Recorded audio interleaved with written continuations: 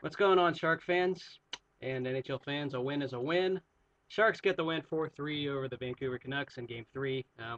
Kind of exhausted just because of the way that third period went. But let's go on to the game. First of all, the first period, really, really good domination by the Sharks. That's a Shark-dominated period. Pretty much a lot of great chances created in the first, and eventually three of those went in, which is pretty key. They outshot Vancouver big time. I think they doubled the amount of shots on goal. Patrick Marleau starts off the game after a penalty by Lapierre, which was pretty fair, I thought. Joe Thornton gets a nice pass from behind the net. Patrick Marleau taps it in. 1-0 Sharks. Great feed. They just got to get to Luongo somehow, and they did. And then later, Christian Ehrhoff hits Torrey Mitchell like right in the eyes. I mean, I was wondering if that was going to be a no call or not. I think Canuck fans can agree that was the right call to make. No debating there. So, Ehrhoff goes to the penalty box on a double minor. And then Ryan Clough gets a good feed from Dan Boyle up into the middle. It was kind of a big shove right through the pads. Right, I think it was kind of a weak goal by Luongo, to be honest. It was just shove it to the net, and it goes in. It was good to see that the Sharks are able to score ugly, because I know it bounced once, and then it was like a second effort by Clough, and then it goes right under Luongo's pad. So 2-0 Sharks. And then there were just some more chances left and right that the Sharks had, and they couldn't take advantage of it. But going near the end of the period, it's 5-on-5. Patrick Marleau gets a nice steal. Feed from Joe Thornton again. Thornton gets the steal. Good defense, and defense becomes your offense, as UCLA would say it. Patrick Marleau goes in on the breakaway and scores off of Luongo. And I know Vancouver is not very good in the shootout. I think their record in the shootout was not good when Luongo was in, so that was a good sign. And Patrick Marleau scores a big goal that he needed. He definitely needed that. He scored, I think this is his fourth straight game he's had a goal in. So really great first period. And then the second period comes. The Sharks had their chances, some blown chances. Luongo did make a big save. I think Jamie McGinn had a chance, bested it to Desjardins, and made a big save on the breakaway. So after a couple of Canuck penalties, for that matter, some of them were dumb penalties. Pavelski goes into the box, then Bieksa goes into the box, and then later Desjardins goes into the box. I mean, it was just a penalty fest throughout near the end of that second period. It was got to be one of the longest second periods you've seen in a long time. Just penalty fest left and right. Desjardins takes one, then Joe Thornton takes one about 30 seconds later. Thinking, oh crap, don't want to give any momentum to the Canucks, and they stood strong. And then all of a sudden, Desjardins comes out of the box 5 seconds later. He trips the guy. That's stupid. Another dumb penalty by Desjardins. He's a fourth liner, though. What can you say? But the Sharks stood firm. Niemi made some real huge saves near the end. They were able to kill most of that 5-on-3 off, and then eventually 5-on-4. Great job. Douglas Murray, Pavelski, I think Vlasic, there were times they tried to cover the puck, not with their hands, but they were trying to stall. They were blocking shots. Great team defense at the end of that second period to prevent the Canucks from scoring. And it proved to be huge because in the third, Alex Burrows scores off a really freak rebound. I think Niemi tried to shoot it out. It took a few bounces. It goes right to Burrows. And that was just kind of bad rebounding by Boyle and Whites. Boyle and Setaguchi. Both guys weren't able to get the puck to clear it, and Burrows gets a wide open shot. 3-1, and yeah, that was a fast goal. You think, oh crap, the Sharks are going to let goals in real fast. Dan Boyle later scores one off of a power play. Ryan Kessler took a penalty a little bit later, and Dan Boyle is a great feed, great pass once again. Joe Thornton, I think Patrick Marleau was just a great cross pass.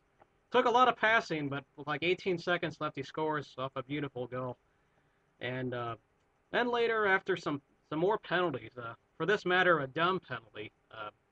I know Rome took a dumb penalty. Sharks couldn't take advantage of it. And then Jamie McGinn. This was kind of a controversial call. I know it was a hit from behind, but he used his body. I know they called it boarding. I think it was a 5-minute major. And you thought, oh man, that's a lot of time, 5 minutes of kill. It is nerve-wracking, that's for sure. And I don't know, was that the right call, to be honest? Canucks fans and Shark fans, I know Canuck fans will probably say it's right, but throwing your bias aside, I really didn't think it was the right call. He didn't use his stick. I thought it was legal what he did, but I guess he was coming too fast, and that was counted as a boarding. So the 5-minute major comes, and then they score some fast goals. Hamhuis gets one, and then later Bieksa scores one off of a real freak bounce. It just kind of bounced its way near the front off a big shot from the point. And you're thinking, oh crap. It's a one-goal game with about 4 minutes left, and it was nerve-wracking. Really nerve-wracking. But the team was able to play its defense. It was able to hold its composure. And to close out the game, there was a penalty by, I think it was Bieksa. He took a penalty late. And then at the end, they were able to get enough clears in time. And Niemi made some huge saves in the second. But this was nerve-wracking overall. I'm happy that the Sharks won, but at the same time, there's a lot of cause for concern. Definitely not really sure what to think of the Sharks team. Can they play that same energy they did in the first period? It's that third period. You saw the stat sheet on the score line of that they don't do so well in the third, and against this team, the Canucks have outscored us in each period in the third, which is very nerve-wracking. Sharks are really going to need to work on their finishing a game. As a UCLA basketball fan, for those of you who know what I'm talking about, UCLA would get a big lead, get a 10-point, 20-point lead, and then they'd let it slip to 2 or even let the other team get the lead. And then they'd pull away at the end and get lucky. In this case, the Sharks barely held off the Canucks, and that was nerve-wracking as hell. Just some defensive collapses here and there, and I know for the most part the defense was good. There were a few moments that Niemi bailed him out, and I got to give my props to Niemi. That second period, lights out. Really lights out second period by Niemi as he made the big saves they needed to. I really feel this win was kind of gift-wrapped by Vancouver just because they took all these dumb penalties, and it's kind of a role reversal. Instead of us losing our cool, Vancouver lost theirs because they were taking the penalties more, and especially in the beginning. So going into the next game, I apologize if I looked like a Debbie Downer the last video. It's just, I see things and I'm just honest about how I am. That's all it is. I never said it is over, but I just said if they don't win a game in here, I don't think a 3-1 deficit is going to be easy to rebound from. They're going to, Game 4, I always look at Game 4 as the decider game, really the one that makes it a series or not. And they can tie it up here. They need this. The Sharks franchise needs this. Every fan that's the Sharks, they're going to need this fourth game. It's going to be brutal. It's going to be hard. The composure needs to be there in the third period because they did not close out the third period as well as I wanted to. So I got to really hope the Sharks can learn to close out the third period because that was ugly.